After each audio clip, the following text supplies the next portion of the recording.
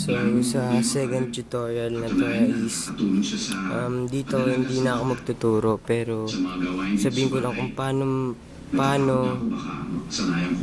umangat sa pagiging beginners kung natutunan mo na yung beginners method.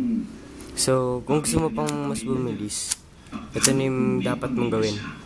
So, yun. Scramble ka. Papakita ko sa inyo kung paano nangyaring yung medyo mas mataas ng konti sa beginners method. So, ganito yun.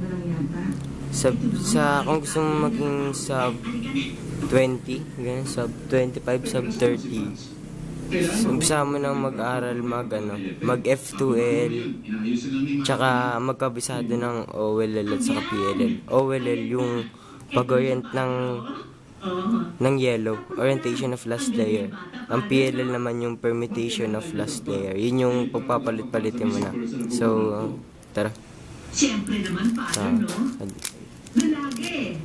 So, yan, cross. So, ang F2L, ganito magiging itsura niyan.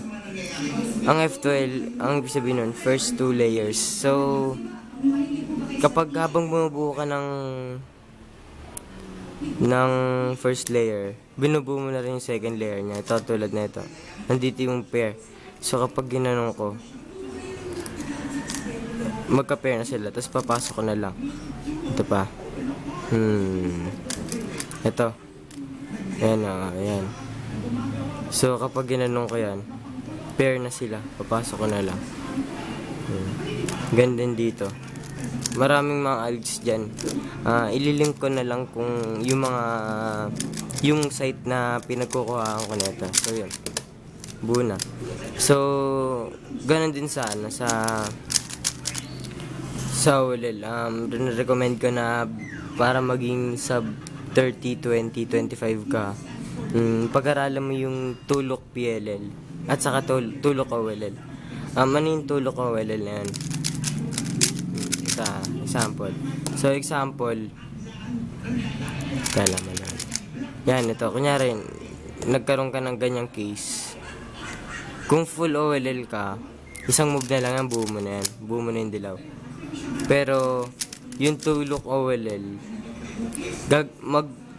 mag-execute ka ng dalawang OLL, ng dalawang OLL, para mabuo yung dilaw na yan. Yung buong dilaw na yan. So, sa case na to, ito lang yan. Front, up, right, front. Tapos, dyan mo na mapapag-aralan yung mga ganyang case na isang buo na lang. Yan, buo na. Tapos sa tulok PLL naman, ganito yun. Yung headlight, yung tinuro, parang sa beginner's method, pero, mas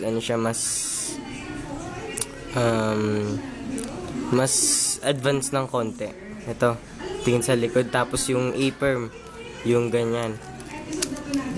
Tapos dalawa. Tapos, ayan na. Kapag ganito, alam niyo na yung move dyan, diba? Yung ganyan. Alam niyo na yan, diba? Tapos, kapag ganito, may case kasing ganito. H-perm tawag dyan, yan. Yung puro headlight, tapos opposite yung gitna. Yan. Kapag tulok PLL ka, kapag nangyari to sa'yo, isang move na lang din sa'yo yan. Ayan, buo na. So, yun. Yun lang yung sa second video na to.